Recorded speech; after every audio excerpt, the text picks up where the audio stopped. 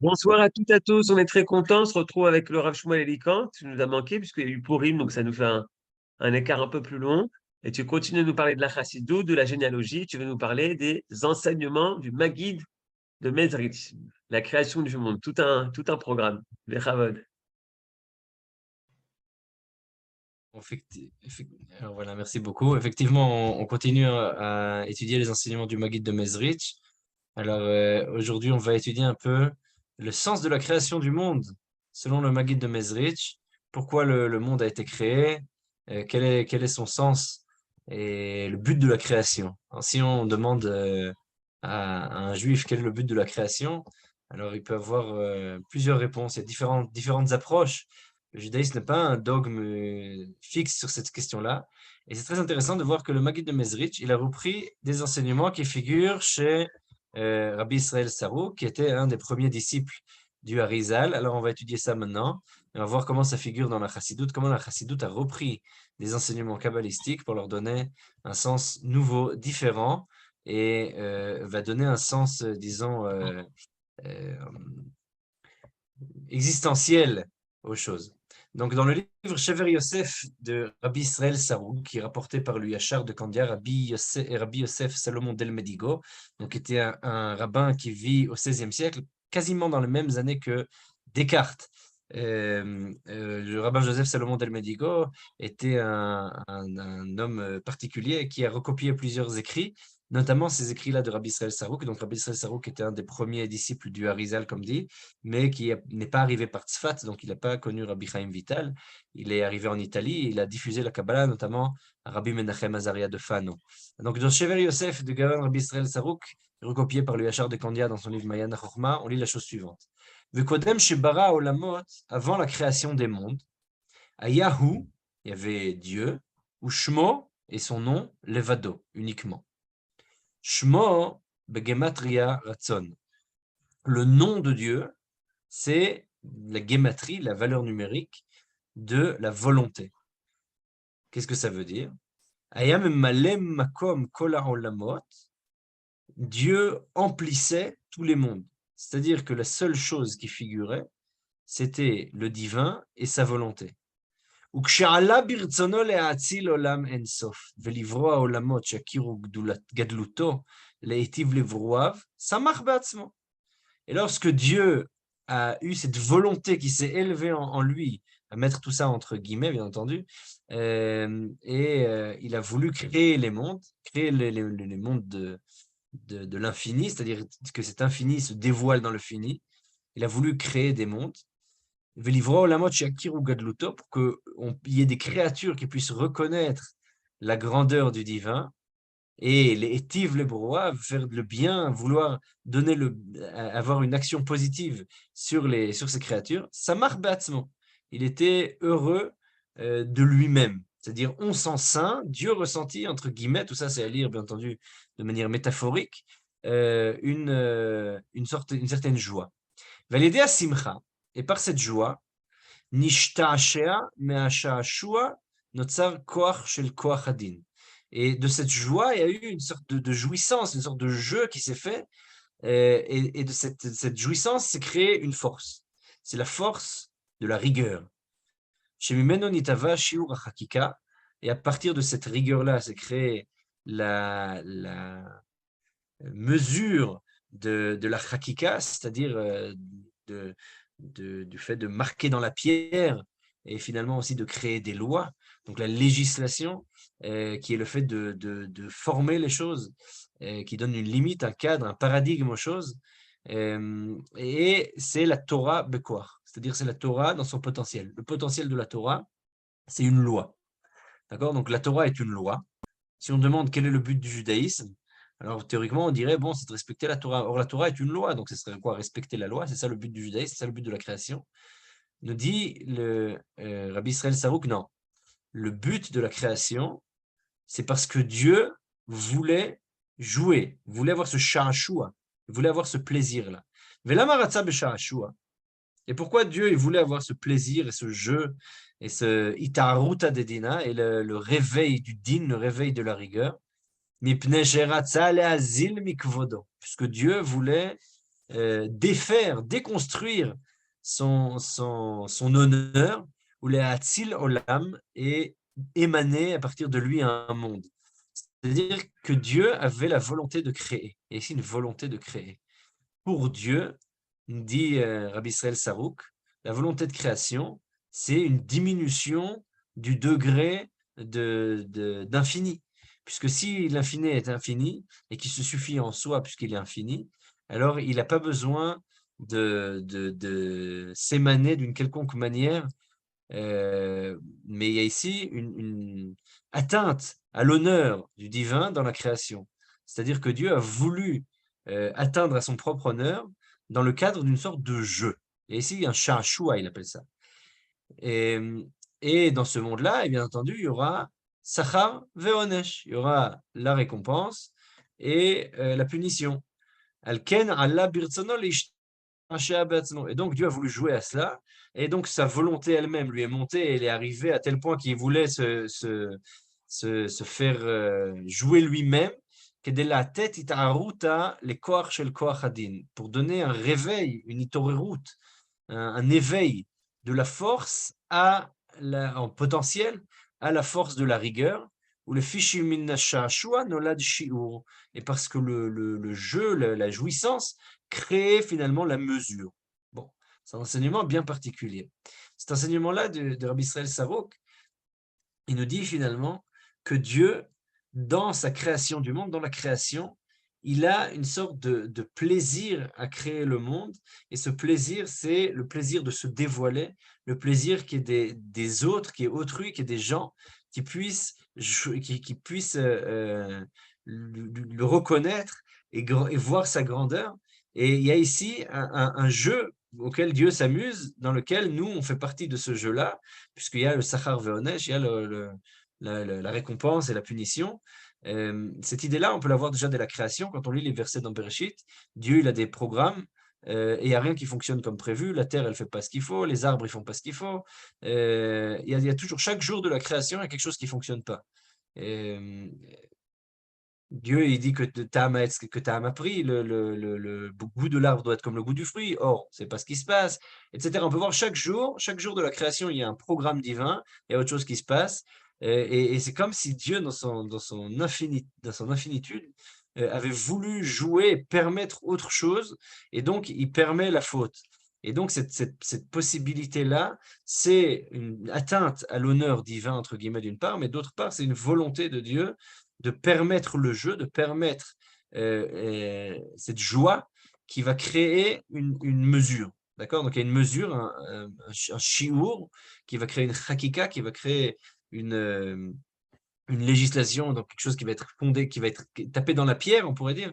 Ce din, cette rigueur, elle provient d'un jeu.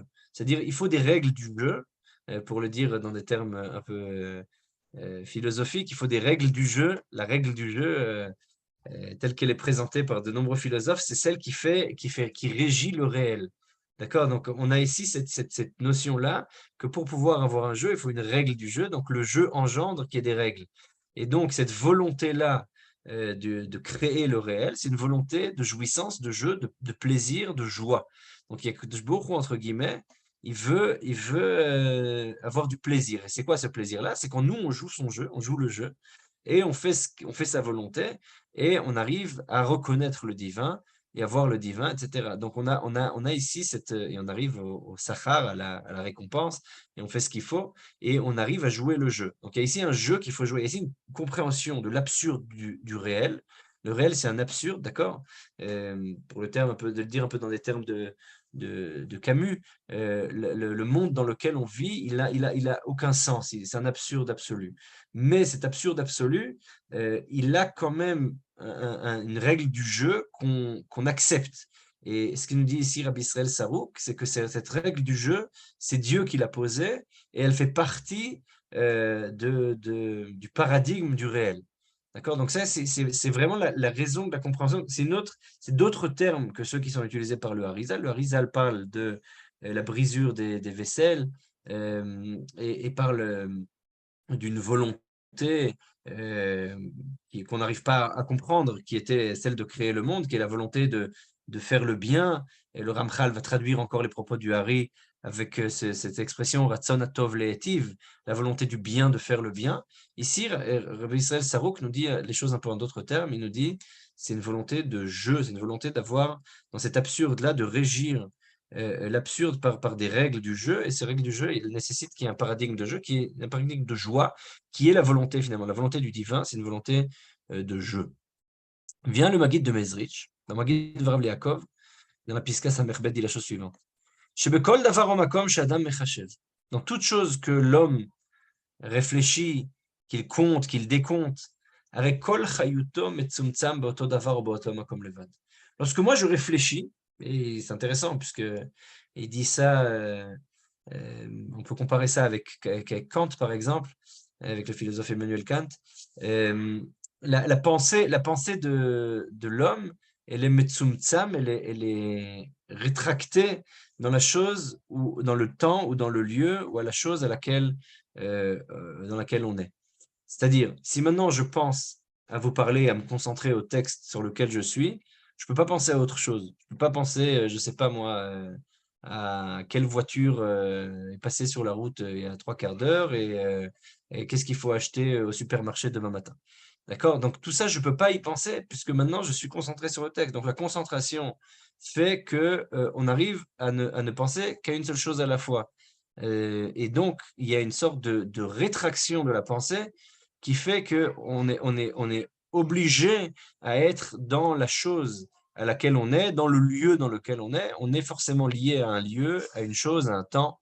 Ve enoraksham qui staklut ou kli la marshava. Parce que le fait de regarder, de voir les choses, c'est un ustensile, c'est un outil pour la pensée. Et je le disais kamamoiftim. Il y a plusieurs preuves à ça. ממילא, אם חיותו מצומצם שם, הרי כל מידותיו וגופו שם. Alors, si la vitalité d'une personne est limitée à sa pensée, est limitée au lieu de sa pensée, eh bien, son corps aussi, ses valeurs aussi, ses mesures aussi, elles sont limitées à cela. Kishadenofo betarikara. Le paysage de l'arbre va selon sa base, ses shorashim, ses racines. Donc c'est un enseignement dans le traité de Shabbat 4b qui nous dit que l'arbre, il est considéré selon le lieu de ses racines. Donc là où il est enraciné, l'arbre va pousser. Il ne peut pas pousser ailleurs que là où il est enraciné, à moins d'être déraciné et enraciné ailleurs. Vene Israël kshalu bemarshava keduma, התענוג והשעשועים שעתיד לקבל מישראל לפניו יתברך, הנה המבין יבין שזה בעצמו עצם הצמצום. Nous enseigne le Maguid de Mezrich, qu'est-ce que c'est le tzimtzum? C'est quoi la rétraction du divin qui permet la création? Il dit lorsqu'Israël est monté dans une pensée première devant Dieu, la pensée de créer le peuple d'Israël, alors à ce moment-là, il y a eu une jouissance extraordinaire, un plaisir extraordinaire, ta'anoug et sha'ashouim, ce jeu-là qui s'est fait ressentir au sein de Dieu, puisque Dieu savait qu'il allait ressentir du peuple d'Israël un grand plaisir, une grande jouissance, une grande joie, qu'il allait pouvoir jouer avec le peuple d'Israël. Comme le dit David dans Teilim, Léviathan ze yetzarta lesachek bo. Ce Léviathan, tu l'as créé pour jouer avec lui. Alors ici, de manière similaire, le peuple d'Israël a été créé afin de donner plaisir à Dieu. Et Dieu, dans ce même Teilim, dit Amzu yatzartili teilati esaperu. Ce peuple-là, je l'ai créé, il va raconter ma louange. Donc il y a ici un plaisir du divin de pouvoir jouir du peuple d'Israël. La volonté divine de créer le peuple d'Israël et le plaisir que Dieu en a ressenti dans sa création, puisqu'il a déjà ressenti par avance le plaisir que le peuple d'Israël allait lui procurer, ça c'est le tzimtzum.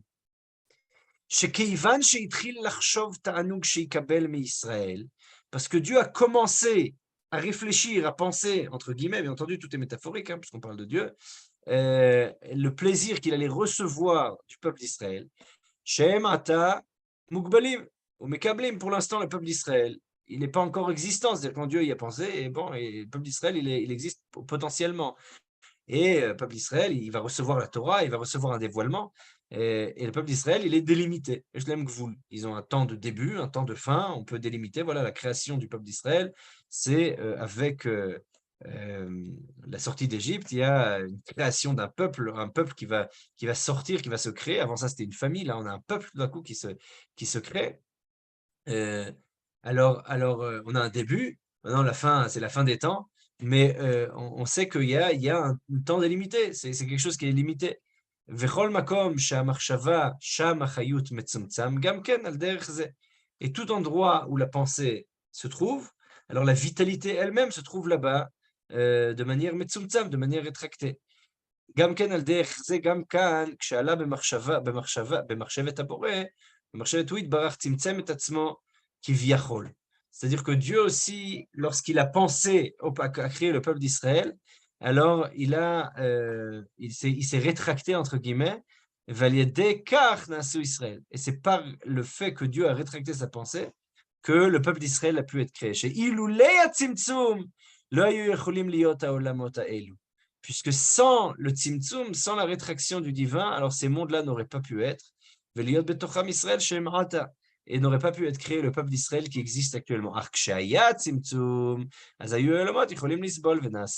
quand il y avait ce tzimtzum-là, cette rétraction du divin, cette possibilité de créer autre chose que lui-même, alors les mondes ont pu accepter la création du peuple d'Israël, et alors c'est là que le tout s'est fait, la totalité a été créée. Bon, alors cet enseignement-là, il vient vraiment bien reprendre ce concept de Sha'ashua qu'on retrouve dans la Kabbalah de Rabbi Israël Sarouk. Et si vous étudiez bien le Maggid de Mezrich, vous verrez que toute la Kabbalah sur laquelle il est basé, c'est la Kabbalah de Rabbi Israël Sarouk.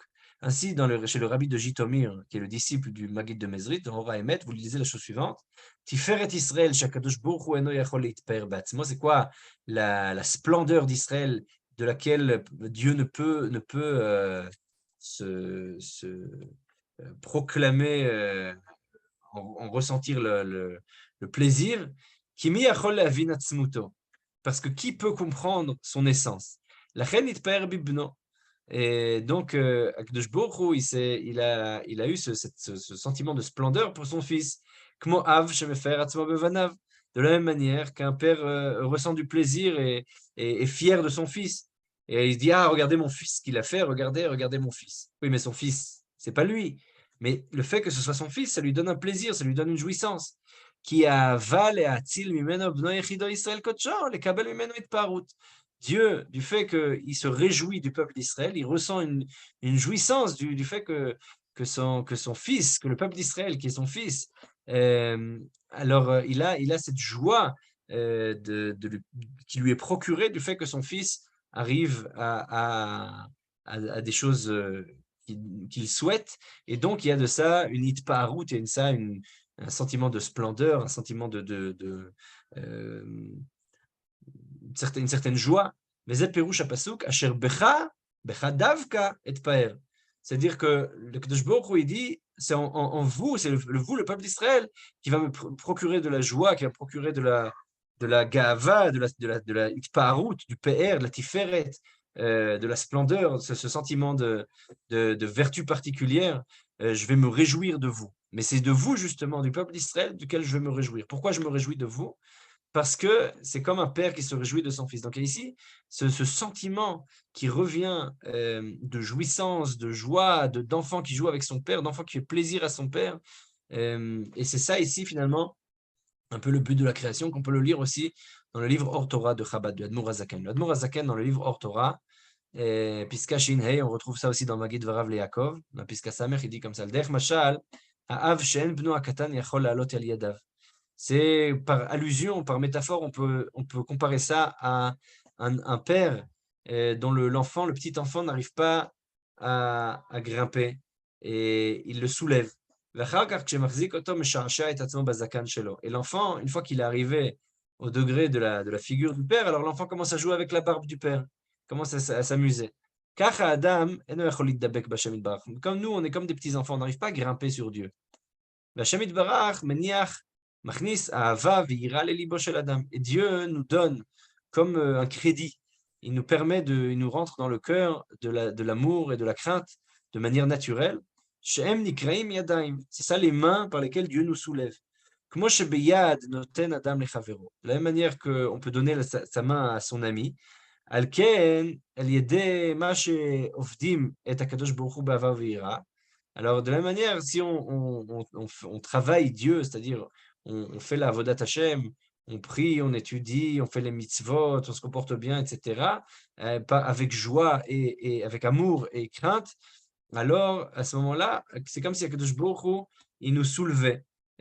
Ki belo dechilu rechimu lo parchat ile'aila. Parce que sans crainte et joie et amour, pardon, lo le'ama, c'est le mal, l'acte, l'action ne monte pas. C'est un extrait du Tikkun Zohar.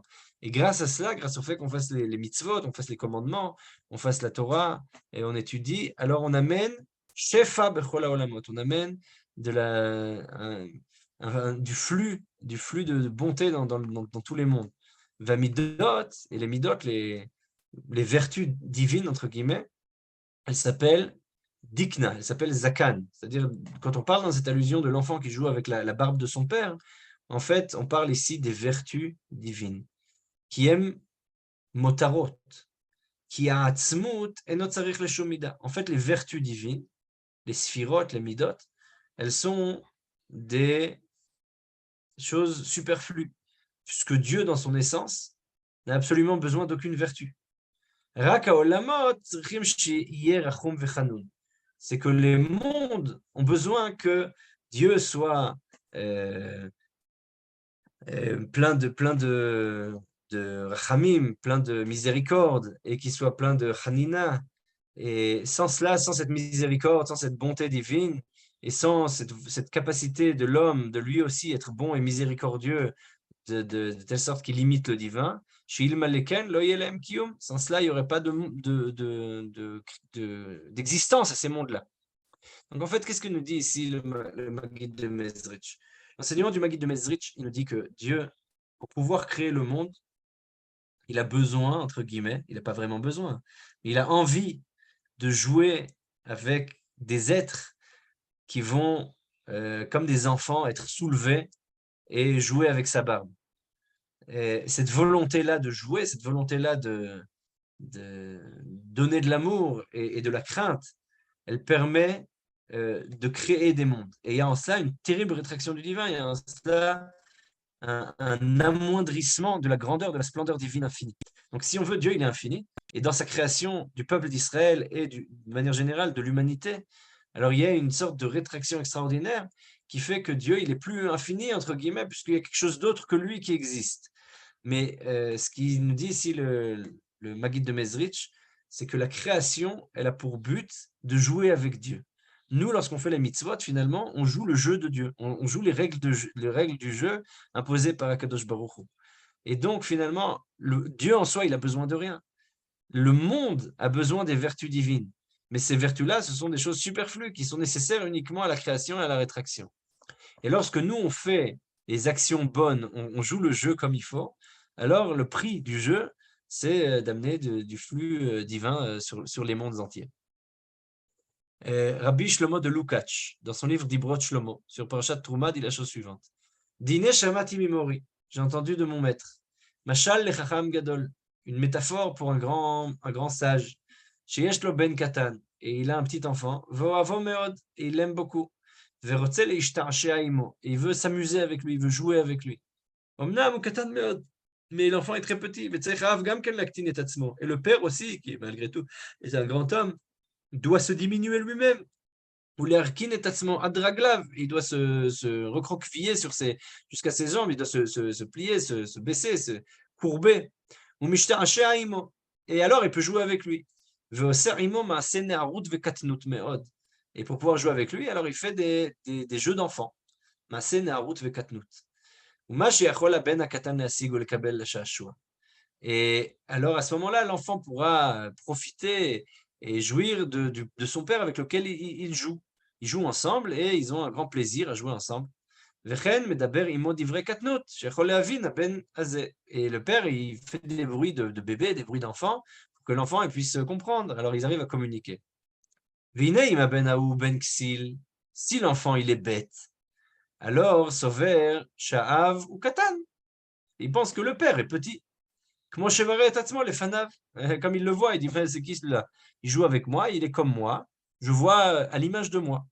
D'accord? Donc ça, c'est très intéressant. C'est une thèse ici qui est réfutée par Rabbi Shlomo de Lukács, qui est une thèse qu'on peut entendre beaucoup dans des écrits athéistes, qui disent, voilà, les humains ont besoin d'une personne de père, une personnalité de père, et ils se sont créés un père à leur image, un miroir.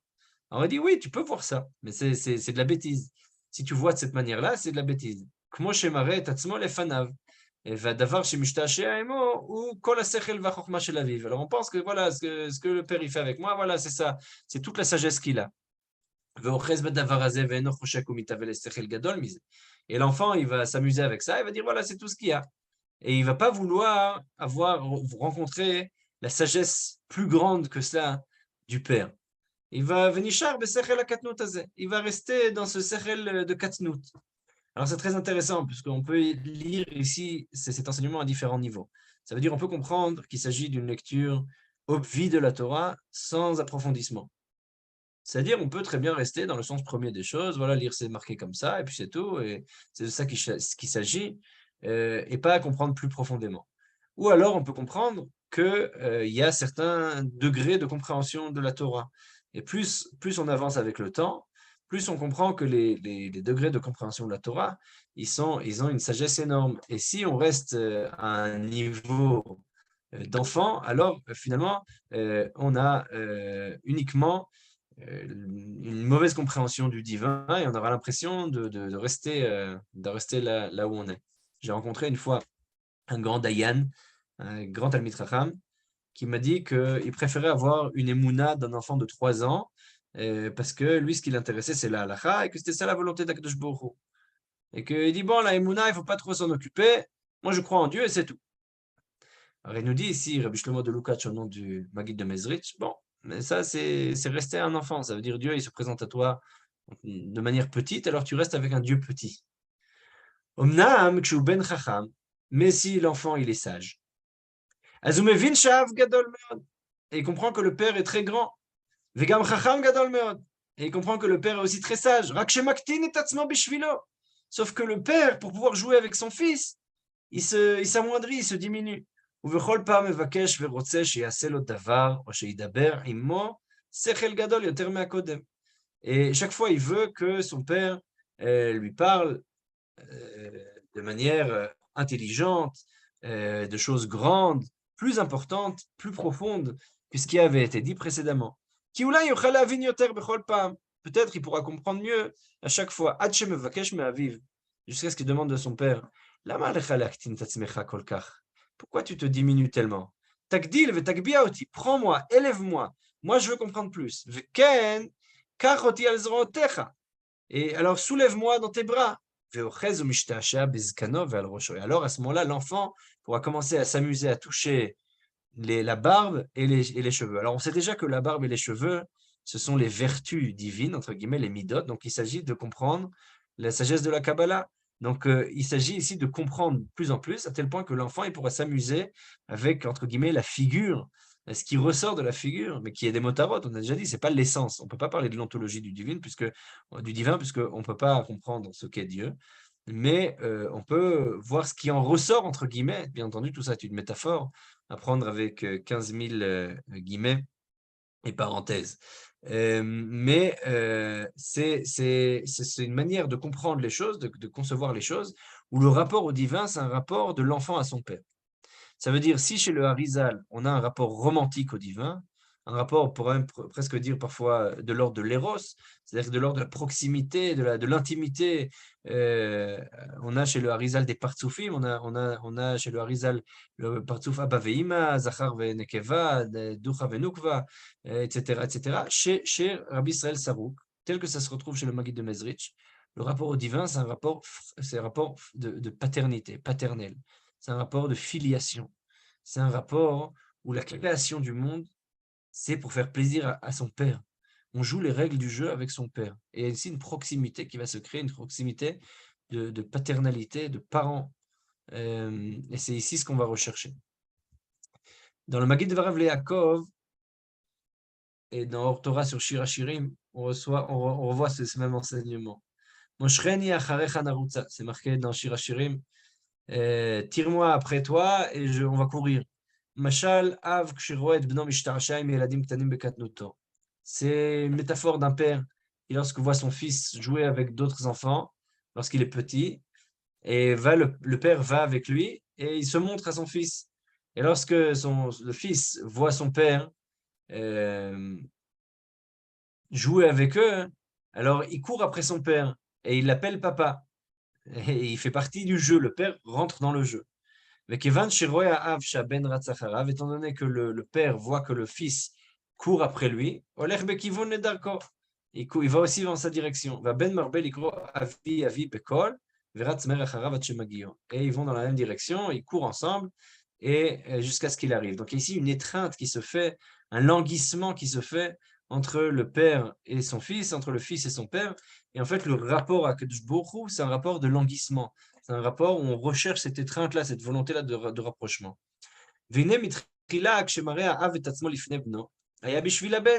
Au début, lorsque le père s'est montré à son fils, c'était pour l'enfant. C'est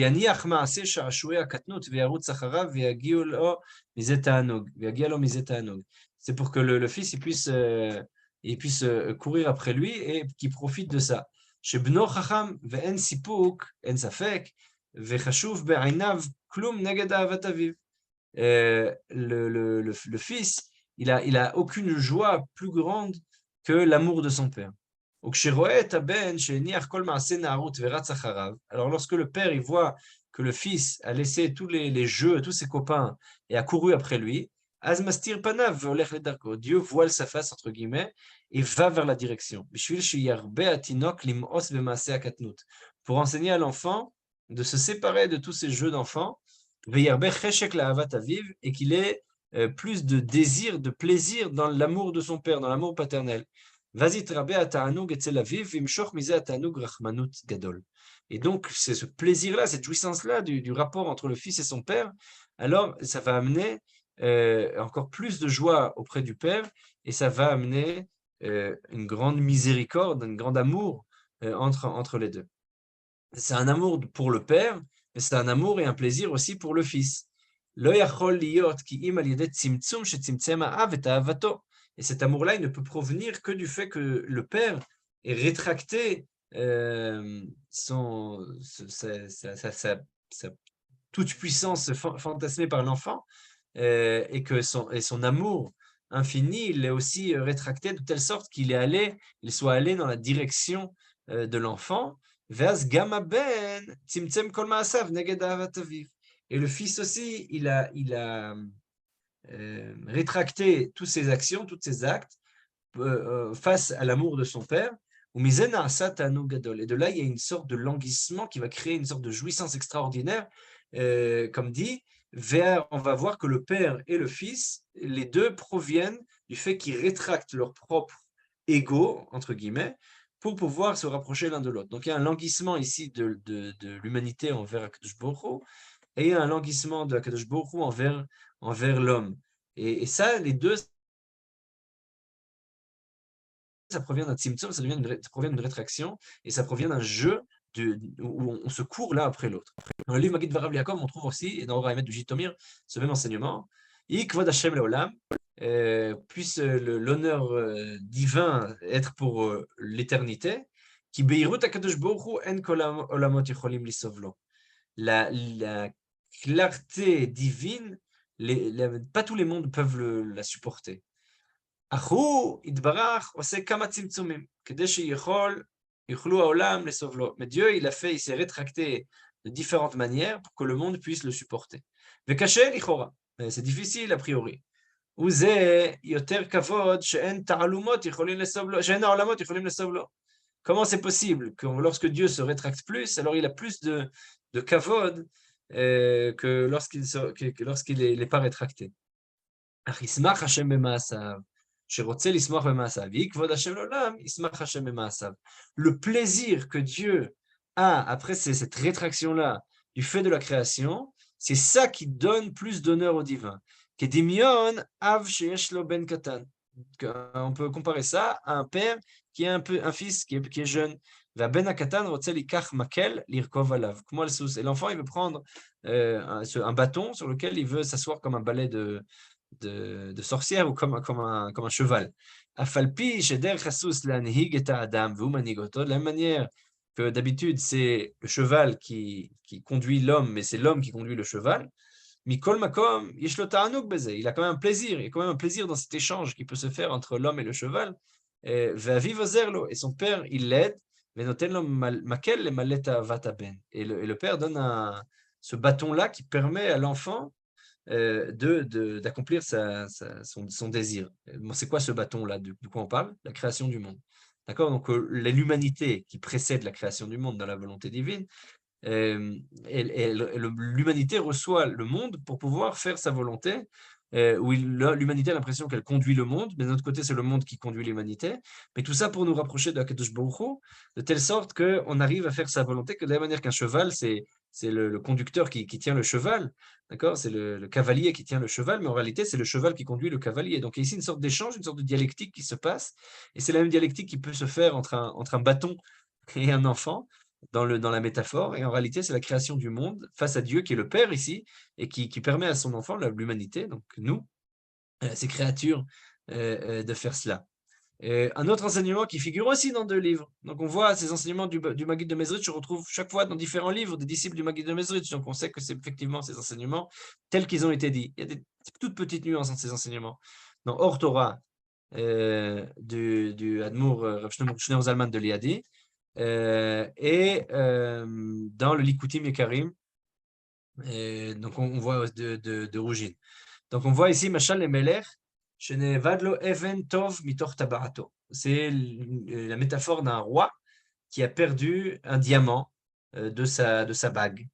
Veine Amdu Bifna Melech Beshau Arbe Ma'avadav Vestarav Apartemim Napachot Azganim Vanche Milchamto Aden Mispar. Et devant le roi se tenaient tous les conseillers, voilà, tous les gens de la cour. Et malgré cela, le roi ne voulait pas leur donner l'ordre d'aller rechercher le diamant. Il a seulement donné l'ordre à son fils préféré, qu'il aimait beaucoup, qu'il aille chercher le diamant perdu et qu'il la rende à son père. Le roi avec parfaite confiance dans tous ces gens qui travaillaient pour lui et dans tous ces ministres, que lorsqu'ils allaient trouver la pierre, ils allaient la rendre dans son intégrité. Ils n'avaient pas peur qu'il allait en piquer une partie, qu'ils allaient voler ou quoi que ce soit. Malgré tout, ils ne voulaient pas que ce soit eux qui recherchent, parce qu'ils voulaient que son fils ait le mérite de retrouver. Et pour que la Metsia, pour que la chose qui soit retrouvée, donc cette pierre, ce diamant qui soit retrouvé, elle soit retrouvée par le fils. Et comme ça, c'est le fils qui aura le mérite de la trouvaille. Sauf qu'il a donné à son fils plusieurs allusions. Où est-ce que la pierre, elle pourrait se trouver? Ah oui, je l'ai perdue à tel endroit, etc. Kimitrila eta aveda midat hamelech, viada et mekoma. Puisqu'au début, le roi, il savait où c'était, et il savait où elle se trouvait cette pierre. Et il a tout fait juste pour que son fils préféré puisse avoir le mérite de la trouver. Pour que le roi, il ait aussi un plaisir de ce jeu-là, de la recherche de sa pierre précieuse, et une jouissance, et un honneur, une splendeur, que son fils la retrouve. En disant, ah regardez, il n'y a personne au monde qui a réussi à la trouver sauf mon fils. Et c'est quoi le sens de ce machal, le sens de cette métaphore? Il dit animshal mouvan. Le sens, il est compris. Qui tachlid briata olamot, le but de la création des mondes. Ou kedel et varer anitzatzim, c'est-à-dire faire le tri, ressortir les étincelles à l'idée Ouma israélite, par le peuple d'Israël. Comme l'ont enseigné nos sages, Bishvil Israël shenikreou Reshit, pour le peuple d'Israël qui s'appelle Reshit, qui s'appelle les prémices, Shal Yadam, par eux, il y aura ce bérour, il y aura cette clarification des nitzotzot, des étincelles qui va être faite, c'est cette monte, c'est le fait de rechercher les étincelles du divin dans le réel. Et Hashem itbarach meremez lahem bekama remazim sheimtsu aveda. Akadosh Baruch Hu, il nous dit par plusieurs allusions où se trouve cet objet perdu et on peut la ramener à son propriétaire, donc au créateur. C'est par la Torah, c'est par les mitzvot, c'est par tous les dévoilements du divin qu'on peut voir. Et c'est-à-dire comme ça, on pourra retrouver cela. Et Dieu n'a pas donné cet ordre-là aux anges, aux malachim, aux srafim, aux fanim. Et vers Aveda et Midat, Akadosh Baruch Hu, il a mis du divin dans le monde, dans la création. Et c'est à l'homme de rechercher dans la création cette, cette idée-là. Et nous dit le Admor Hazaken dans Torah, il y a Doua Sheikar Kavanat Briat Adam Baolam. C'est connu que le sens profond de la création de l'homme, le but de la création de l'homme dans le monde, dans ce monde-ci, c'est de faire la volonté de Dieu. Vela Avod Avodato, et de faire sa avoda, de faire la avodat Hashem, et de suivre le travail qu'il faut faire pour être un, un disciple de la Torah et être faire la volonté de Dieu. Moi, chez Katouv, les Ovda ou les Shomra, il faut à la fois travailler et garder. Et nos sages ont dit, les Ovda, travailler, c'est les commandements positifs, ou les Shomra, et la garder, c'est les commandements négatifs. Et c'est ça le but de l'homme, donc de faire les commandements. Donc en fait, ici, tout ce qu'on nous dit, ce machal nous dit, l'Admor Hazaken, qu'on a vu chez le Maggid de Mezrich, son sens profond, c'est pourquoi on fait les commandements de la Torah.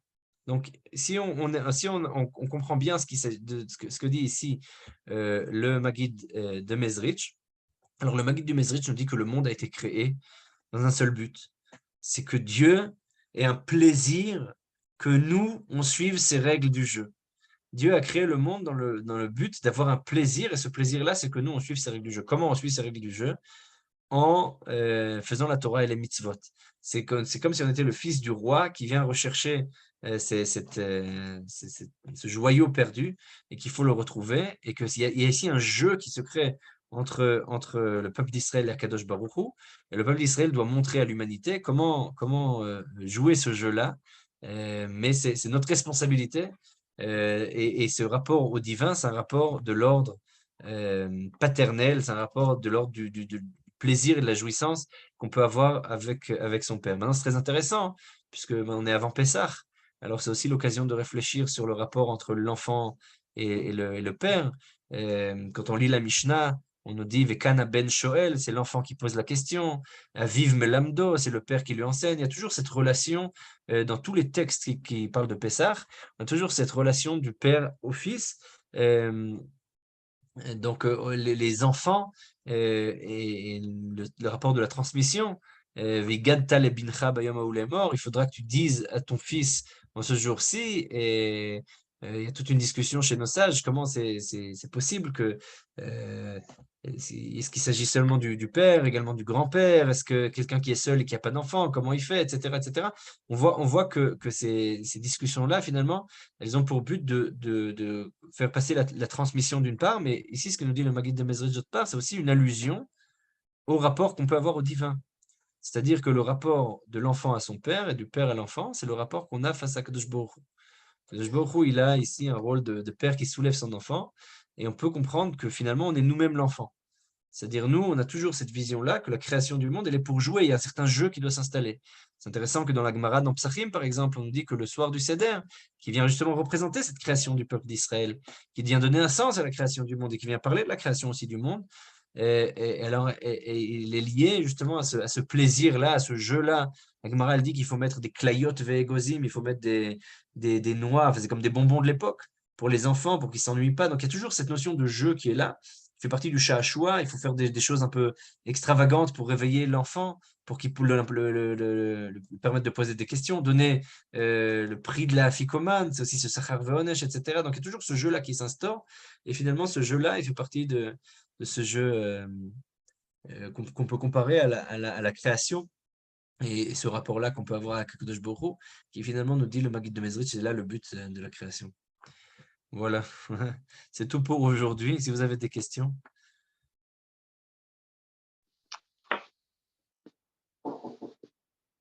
C'est très clair tout ce que vous dites, ça, c'est très limpide.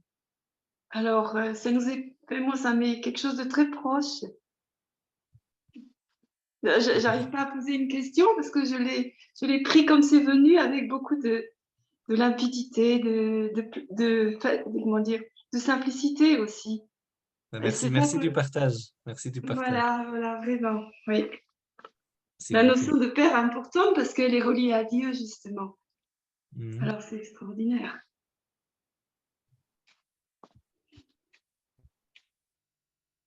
D'accord. Bon, mais s'il n'y a pas d'autres questions, merci beaucoup. Merci à vous. J'ai besorot tovot. Chakoar. חזקים וברוכים תהיו. תודה רבה.